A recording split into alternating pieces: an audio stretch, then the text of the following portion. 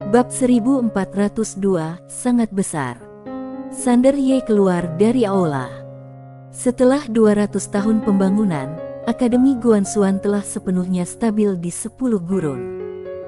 Saat ini, Akademi Guanxuan adalah kekuatan super terkuat di 10 gurun. Pada saat yang sama, hukum Guanxuan juga telah benar-benar dipopulerkan di seluruh 10 gurun dan gurun kuno. Sekarang, hampir 90% makhluk di 10 gurun, tanah terlarang gurun kuno, dan dunia seberang yang mempraktikkan hukum Guanxuan, dan sistem tatanannya terus meningkat setiap hari. Di pintu, Sander Ye perlahan menutup matanya. Pada saat ini, dia bisa merasakan miliaran makhluk hidup. Siapapun yang telah mempraktikkan hukum Guanxuan, ia dapat dengan jelas merasakan orang itu selama ia inginkan. Tidak hanya itu, karena tatanan jahat, ia juga dapat dengan jelas merasakan apakah orang yang telah mempraktikkan hukum Guanxuan itu baik atau jahat. Mampu mengenali yang baik dan yang jahat, serta membedakan kesetiaan dari pengkhianatan. Faktanya, kekuatan tatanannya terus meningkat setiap hari. Jika dia melawan cermin Tao lagi, dia yakin dia dapat melawannya dengan mudah. Semakin hal ini terjadi, semakin ia berhati-hati tentang kekuatan iman. Kekuatan ini datang terlalu mudah, dan ia tidak berani menyalahgunakannya karena akan membuatnya kecanduan. Terutama sekarang, dia dapat dengan mudah mengendalikan hidup dan mati semua makhluk hidup. Kekuasaan sungguh dapat merusak orang. Kekuatan juga dapat merusak orang. Sekarang, dia memiliki keduanya. Dekan. Pada saat ini, sebuah suara tiba-tiba datang dari samping. Sander Ye berbalik dan melihat bahwa orang yang datang adalah Sinamu. 200 tahun telah berlalu, dan sosoknya masih begitu membanggakan. Hal itu dapat digambarkan dalam satu kata, kelapang dadaan datang dari toleransi. Sander Ye berkata, "Terima kasih atas kerja kerasmu." Sinamu tersenyum dan berkata, "Kerja keras ini tidak ada apa-apanya. Malah, aku harus berterima kasih kepada dekan karena telah memberi aku kesempatan untuk menunjukkan bakat aku." Sander Ye tersenyum dan berkata, "Kalau begitu, lebih banyak kerja keras di masa depan." Mata Sinamu berbinar. Dekan berencana untuk mengambil alih seluruh alam semesta. Sander Ye mengangguk. Sinamu sedikit mengernyit, apakah itu akan sulit? Sander Ye berkata, "Ada seseorang di rumah." Sinamu berkedip dan tidak mengatakan apapun. Sander Ye tersenyum dan berkata, "Aku hanya bercanda." Sinamu menggelengkan kepalanya dan tersenyum. Pria di depannya benar-benar sulit untuk dipahami. Dia menenangkan pikirannya dan berkata dengan serius, "Dekan, menurutku menempatkan 10 gurun, tanah kuno, dan peradaban seberang di pagoda kecil ini bukanlah solusi jangka lama." Sander Ye mengangguk, "Aku tahu, tapi tidak ada cara lain sekarang. Aku harus menyelesaikan perseteruan dengan peradaban Suiming sebelum aku bisa membebaskan beberapa dunia."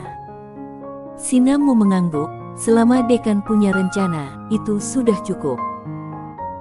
Pada saat itu, tiba-tiba terdengar suara yang familiar dari kejauhan. Jika raja memperlakukan rakyatnya seperti tangan dan kakinya sendiri, maka rakyat akan memperlakukan raja seperti hati dan jiwa mereka sendiri. Jika raja memperlakukan rakyatnya seperti anjing dan kuda, maka rakyat akan memperlakukan raja sebagai rekan senegaranya. Jika raja memperlakukan rakyatnya seperti tanah, maka rakyat akan memperlakukan raja sebagai musuh mereka. Sander Ye mendengar suara itu dan menoleh. Di tengah alun-alun di kejauhan, ribuan siswa duduk bersila di tanah dan berbicara dengan keras. Di depan ribuan orang ini, ada seorang pria berpakaian jubah Konfusianisme, memegang buku kuno, dan berjalan perlahan. Itu Cendi. Sander Ye sedikit terkejut. Sinamu tersenyum dan berkata, "Dia telah membuat kemajuan pesat." Dalam waktu kurang dari 150 tahun, dia telah mencapai alam orang suci sejati. Sekarang dia bukan hanya anggota Dewan Tetua kita, tetapi juga dosen utama Akademi Sastra, yang bertanggung jawab atas kelas sastra semua siswa. Senyum muncul di wajah Sander Ye. Sinamu bertanya, apa mau bertemu dengannya? Sander Ye menggelengkan kepalanya, mungkin akan ada kesempatan di masa depan. Kamu masih harus mengurus urusan akademi. Sinamu mengangguk, oke. Melihat Sander Ye hendak pergi, dia ragu untuk berbicara. Pada saat ini, Sander Ye telah menghilang. Setelah terdiam lama, Sinamu mendesah pelan. Di kejauhan, Cendi menutup buku. Pada saat ini, seorang pria tiba-tiba bergegas ke sisi Cendi. Cendi tersenyum dan berkata, Yuso, kenapa kamu tergesa-gesa? Pria bernama Yuso berkata dengan gembira, aku baru saja melihat dekan. Dekan. Cendi tercengang. Tak jauh dari situ, para pelajar pun ikut berdiri. Di mana dekannya? Di mana orangnya? Yuso, apakah kamu bercanda? Melihat semua orang berbicara, Yuso tersenyum canggung dan berkata, baru saja aku melihatnya berbicara dengan tetua Sinamu, tetapi aku tidak berani mengganggunya. Sekarang dia tampaknya sudah pergi. Setiap orang. Cendi melirik ke arah aula dan tersenyum tipis, mari jalan. Melihat Cendi berbicara, mereka segera berdiri tegak, membungkuk dalam-dalam kepadanya, dan bubar dengan tertib. Setelah semua orang pergi, Yuso menghela nafas pelan. Jarang sekali dekan datang ke sini, tapi dia pergi begitu saja seperti ini. Cendi tersenyum dan berkata, dia punya banyak hal yang harus dilakukan. Yuso ragu-ragu sejenak, lalu berkata, saudara Cendi, aku dengar kamu dulu sering berjudi, betul gak? Senyum Cendi memudar, dan dia berkata dengan serius, omong kosong. Setelah berkata demikian, dia berbalik. Yuso. Di luar pagoda kecil. Sander Ye mencari perpustakaan dan mulai membaca. Dia ingin mengenal 3 peradaban di negeri kuno ini, terutama peradaban Suiming. Setelah beberapa hari, dia membaca semua buku di perpustakaan, dan pada saat ini, dia memiliki pemahaman yang jelas tentang asal-usul seluruh tanah kuno dan 3 peradaban besar. Selain tanah kuno, ada beberapa peradaban lain di luar sana. Yang paling terkenal di antaranya adalah 4 wilayah peri Tianfu tempat Wu Doxin, yang ditemui sebelumnya, itu adalah salah satu dari 4 wilayah peri. Meskipun kekuatan keempat wilayah peri ini tidak sebaik 3 peradaban utama tanah kuno, kekuatan mereka tidak boleh diremehkan. Setidaknya, mereka dapat bertahan hidup meskipun mereka tidak sekuat tanah kuno, itu tidak mudah. Dia juga mulai memahami mengapa 3 peradaban utama di tanah kuno bergabung. Ada 2 tujuan. Pertama, kekuatan ketiga peradaban itu hampir sama. Jika mereka terus bertarung, ketiganya akan menderita kerugian, yang akan menguntungkan peradaban kosmik lainnya.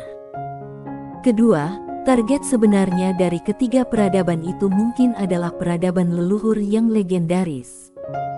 Legenda mengatakan bahwa dalam peradaban leluhur, ada tahta kekuasaan bersama.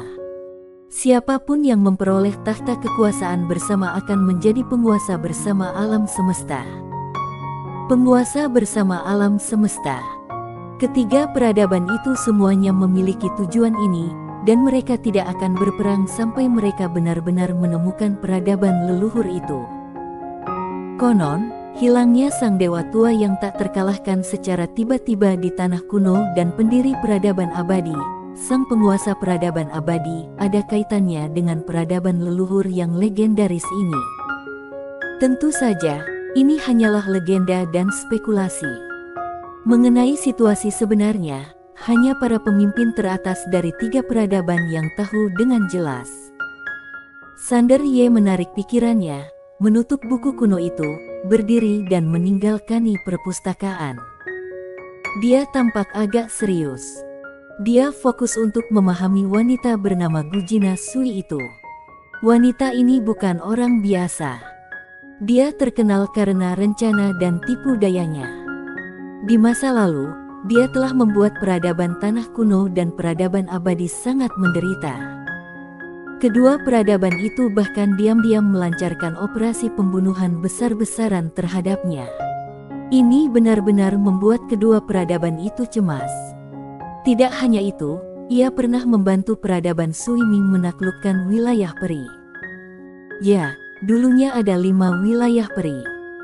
Kemudian, salah satu wilayah peri itu entah mengapa membelot ke peradaban Sui Ming, yang membuat kekuatan peradaban Sui Ming meningkat pesat. Bagaimanapun, ini ada hubungannya dengan wanita ini. Yang paling mengerikan adalah ketika pengurus utama peradaban Sui Ming, Cinta Pei, membunuh orang-orang di tanah kuno, dia pergi sendiri untuk bernegosiasi dengan Cinta Pei.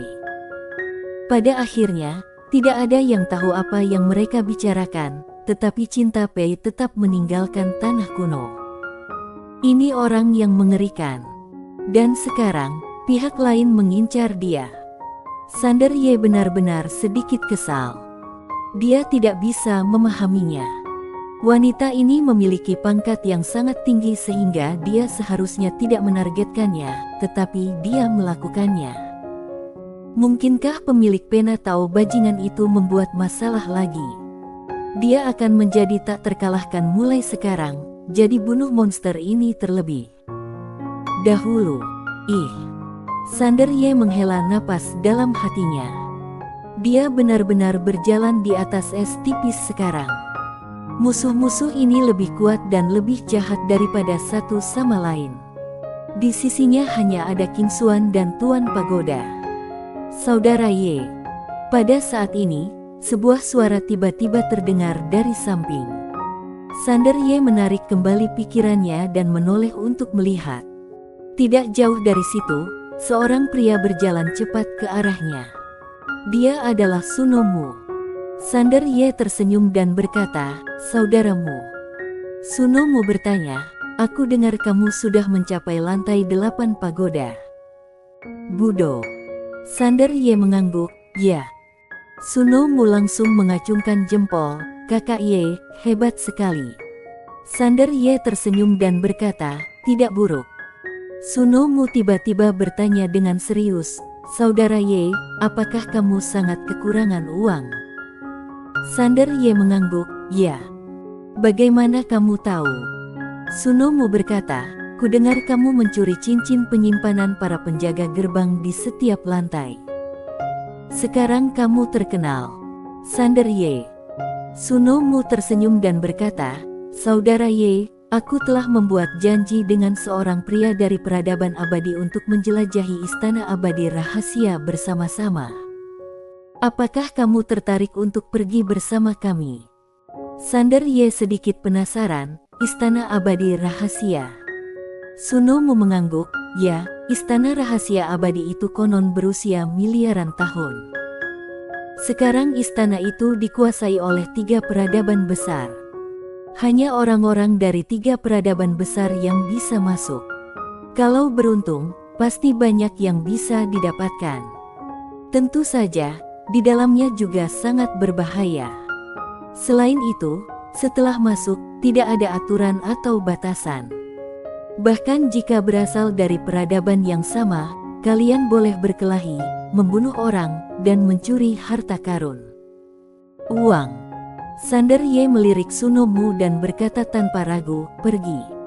Sunomu tersenyum dan berkata, "Kalau begitu, ayo pergi sekarang." Sander Ye mengangguk, "Oke."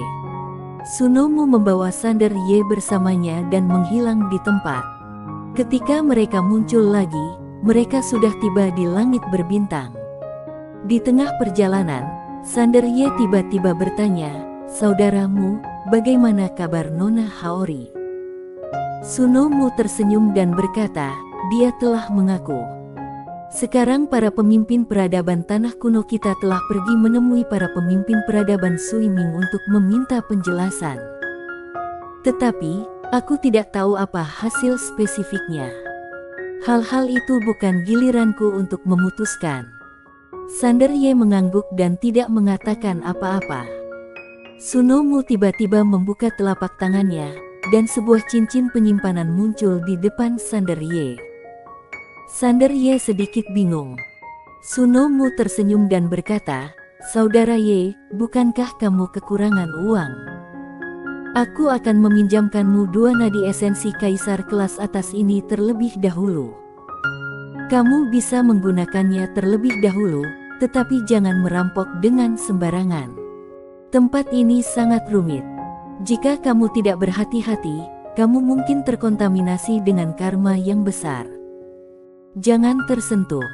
Aku memiliki latar belakang keluarga yang baik. Benda ini tidak begitu berharga bagiku." Bersambung.